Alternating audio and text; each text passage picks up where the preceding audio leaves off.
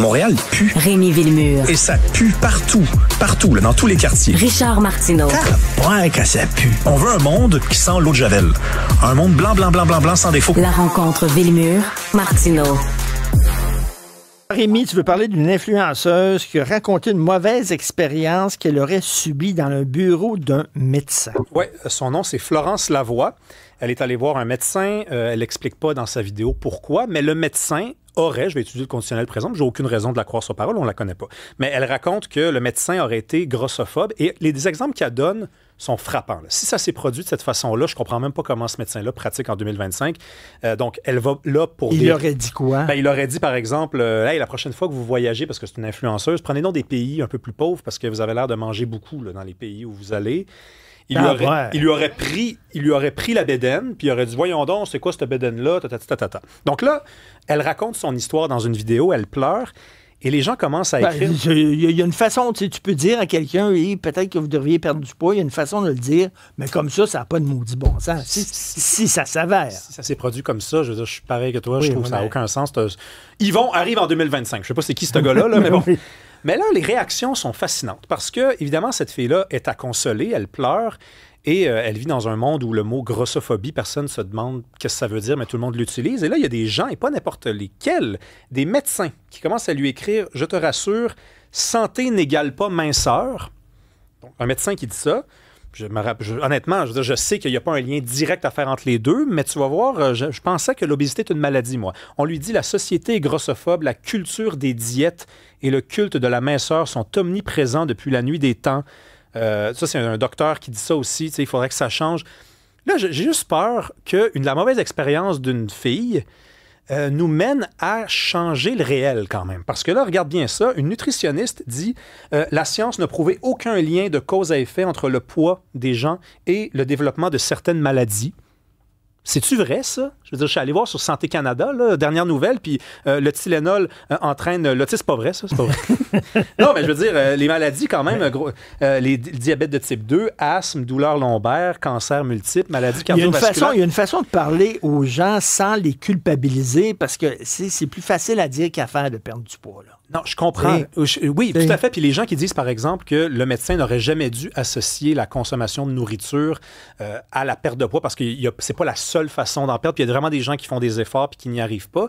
Mais je trouve que... J'ai vu des gens minces avec un air bête, puis j'ai vu des gens qui ont de l'embonpoint, puis qui ont l'air d'être bien contents, puis bien heureux, puis qui sont bien gentils. Puis moi, j'habite dans Hochelaga-Maisonneuve. J'ai vu du monde bien mince qui boivent du Mountain Dew tous les jours puis qui mangent des sandwichs au fromage orange. Puis ils ne sont pas en santé pour autant. Ils sont minces. Mais mon point, Richard, c'est que la grossophobie, ça ne devrait pas nous faire oublier quand même que l'obésité est une maladie. Je m'excuse, là, mais je veux dire, c'est parce que c'est pas pour rien que depuis des années, il y a un lien, peut-être exagéré, mais un lien tout de même qui est fait entre le fait de bien manger, le fait de réduire sa masse corporelle et les risques de mener une vie de façon plus épanouie. J'ai déjà parlé à un médecin, puis il dit que c'est extrêmement délicat d'aborder ça maintenant, actuellement, avec nos patients, parce que tu risques de faire traiter de grossophobe. Ben oui, mais je sais, mais c'est parce qu'à un moment donné, on est-tu là pour le bien des gens ou pas? Moi, j'ai entendu dire que l'obésité était une maladie prépondérante chez les jeunes au Canada, aux États-Unis, qu'il y avait plus de gens dans le monde occidental aujourd'hui qui étaient obèses que mal nourris, donc sous-nourris. Je rappelle, je vais juste citer ça, là, c'est une nutritionniste qui nous dit qu'il n'y a pas de lien de cause à effet entre le poids et le développement de certaines maladies, mais c'est juste faux, c'est complètement faux.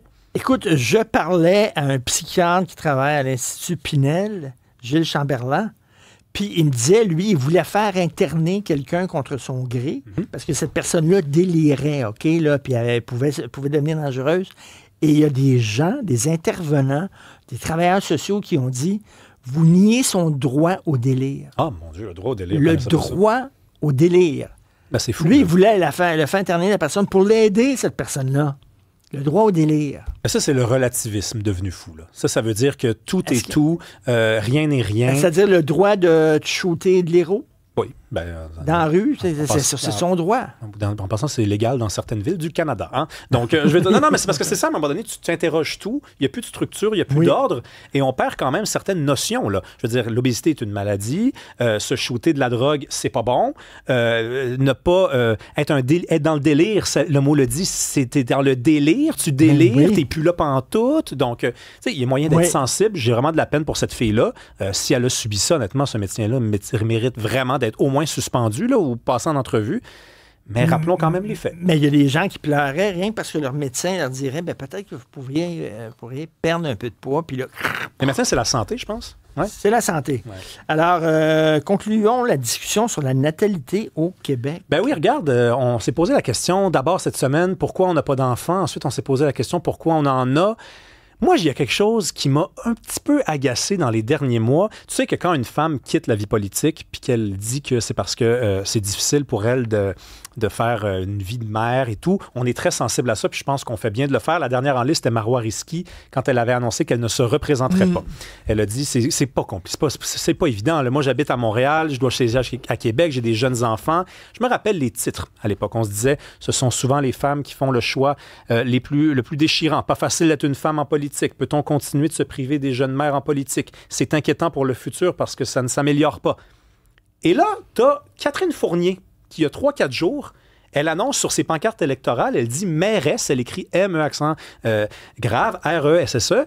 Donc là, les plus futés se disent « Ah, elle est enceinte! » Et là, il n'y a aucune chronique de féministes, il n'y a aucune féministe qui prend la parole en disant « Bravo, la condition s'est améliorée, bravo, voici une femme courageuse, bravo! » Parce que ça pète le logiciel un peu. C'est beaucoup plus facile de dire que la vie est difficile pour les femmes en politique que d'accepter que certaines y parviennent.